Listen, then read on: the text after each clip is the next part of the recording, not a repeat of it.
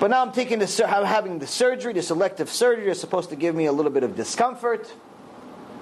Only now, on November 18th of 2006, I wake up out of the surgery with a different body. My body changed forever. Something happened during the surgery that changed my nervous system. And everything from my neck all the way down to the bottom of my feet was in pain. But not pain like you have a headache. Pain like if you take a knife and you just start cutting somebody open over and over and over and over and over again. A little bit like that.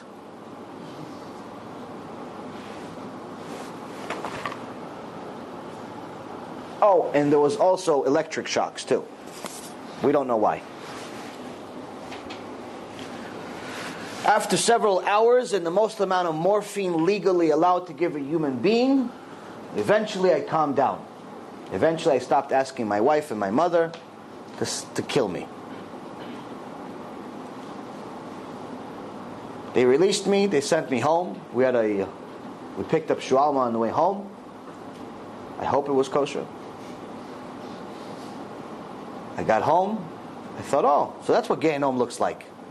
Fine. I'm going to sleep. It's wonderful. Thank you very much, everyone, for coming. I'm going to sleep. I go to sleep and I wake up 45 minutes later. Only problem is that this time it's worse than the first time.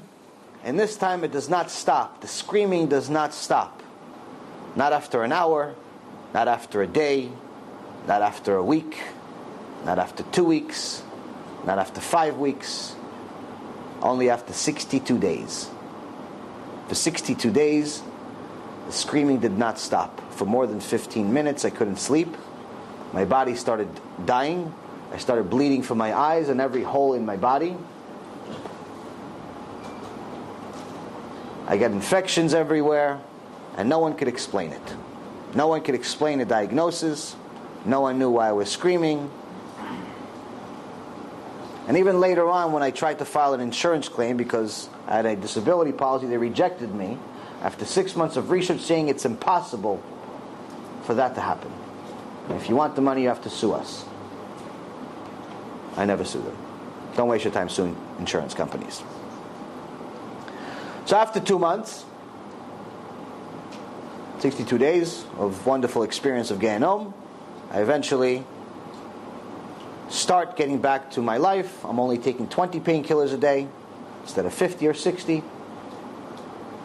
Start managing, able to walk to some extent from here to the door, which would take somebody normal about 30 seconds, would take me about 30 to 40 minutes. But I'm managing. I go back to work. Life is not the same. But I figured that I got a second chance. I still don't do tshuva.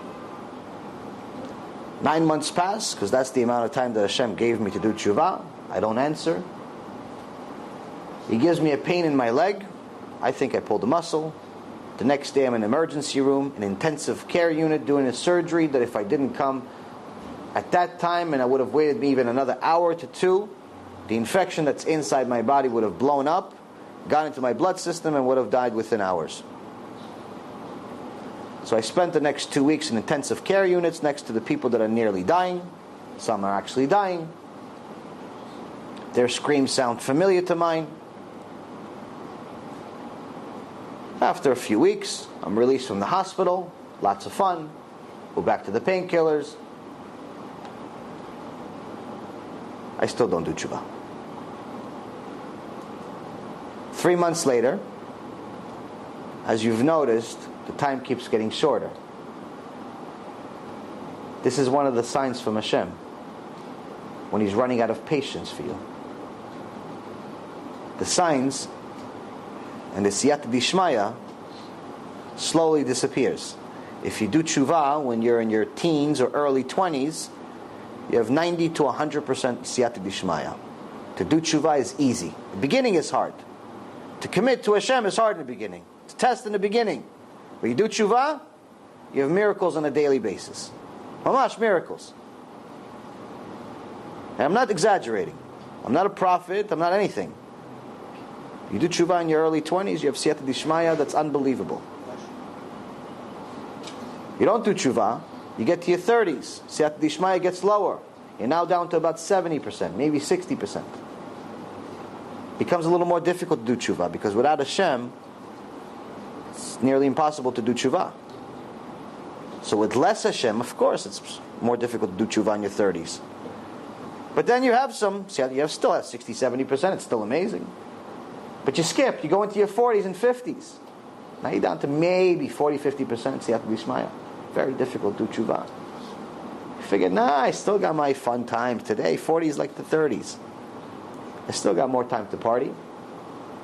You get into your 50s and 60s, then it's almost impossible. You're maybe 20%, 25% siyat b'ishmaya. You wait into your 70s, it's almost impossible for you to do tshuva. Almost impossible. And even if you do tshuva, only a miracle will get you to get to a point to do a complete tshuva. Because doing tshuva takes time. You need to learn what to do. You can't do tshuva one day like people think. No, I'll do tshuva a day before I die. Isn't there Gemara about that? No, it just means you should say sorry. It doesn't mean that you're actually going to get to Gan Eden because you said I'm sorry. It means maybe Hashem is going to give you less of a punishment. A few less million years in Gehenom. It doesn't actually mean you're going to Gan Eden because you said I'm sorry. Okay, maybe He'll give you a Gilgul, you get back to this world. But since we just talked about that we're at the end of times, who knows if there's going to be enough time for you to get back to this world. Don't rely on Gilgulim. Reincarnation is not exactly reliable anymore in our generation. Mashiach comes in 5 years. Mashiach comes in 5 weeks. Mashiach comes in 5 days. Somebody dies without doing tshuva. Even if he's born on that day, what's going to happen? He hasn't done tshuva, he's nothing. It takes time to do tshuva. Anyone who's done tshuva knows. You've just experienced another Torah class brought to you by TorahAnytime.com.